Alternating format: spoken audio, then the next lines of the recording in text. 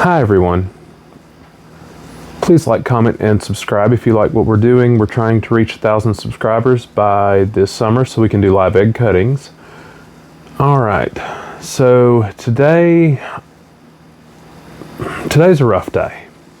I didn't necessarily want to make a video, but I've set a goal for myself to do 6 days a week until the algorithm at least picks us up and starts sharing us more.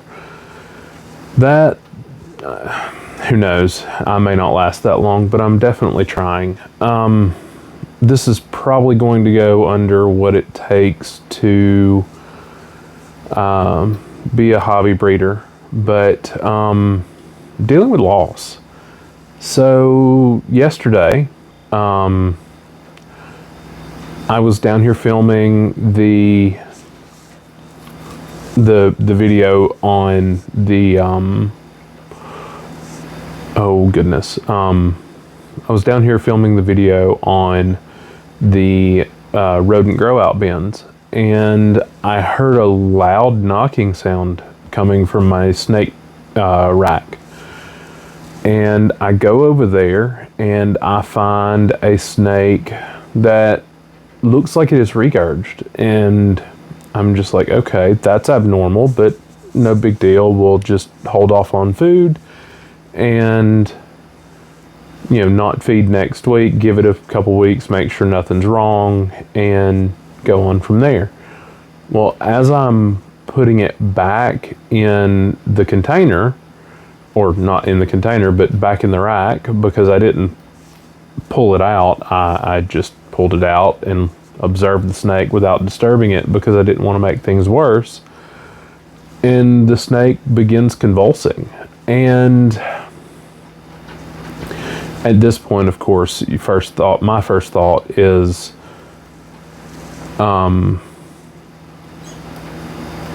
observe another few seconds, see what it looks like. And during this, keep in mind, I'm in the medical field for my actual real job. So I have some understanding on things that, not that other people can't notice, but just things pop out to me that most people don't think about. And it looked like the snake was having a seizure. And while it was convulsing, obviously it wasn't breathing, and then as it came out of the seizure, it kind of gasped a couple times and then started breathing normally, and given a little bit of time, it, you know, started moving normally. And at this point I had taken it out and had actually started handling the animal and observing, and it started acting funny again. And so I, of course, during the week I am home alone with my children. My wife's at work, I work weekends, and I didn't have a good way of getting the animal to the vet quickly. And on top of that, I'm pretty sure they don't make anti-seizure meds for snakes. So the best thing I could do was basically sit and kind of wait and see if the snake kind of corrected on its own. And within an hour, the snake had passed, which sucks. There's no good way around that. And I don't think that even if I had gone to the vet, anything would have changed.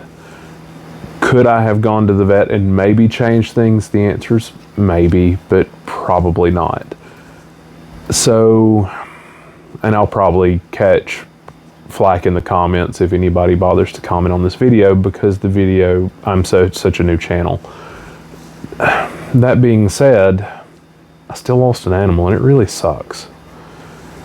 And then today, I come home from dropping my children off at school and find one of my cats, not Princess, she's around here somewhere, lying in the floor, unable to move, walk, or otherwise. Not just sense of balance, but has lost control of their motor skills. So now I've had to deal with that as well. And all of this comes down to loss. Being a hobby breeder, things like this occasionally are going to happen.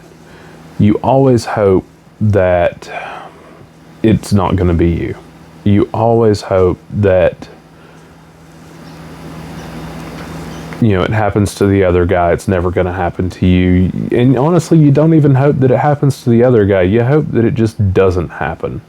You don't want to lose babies. You don't want to lose adults. You just, I mean, you're in this, you're not in this for money if you're a hobby breeder. You're in this because you love the animals.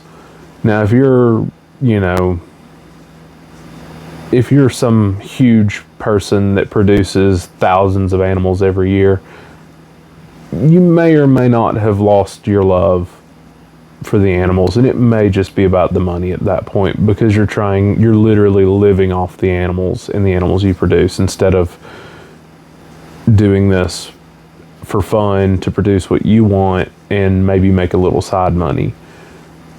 So dynamics change, but the key is that you really,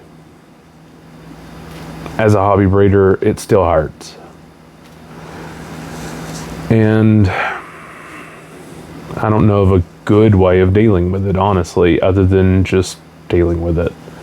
So ultimately, just remember, loss still happens, and it sucks. And being a hobby breeder, you're opening yourself up to having it happen more often. So figuring out a good coping mechanism for yourself is a healthy way of handling it. All right, everyone, I hope you're having a good day. Remember, please like, comment, and subscribe. We're trying to get to that 1,000 subscribers so we can do live egg cuttings. Bye.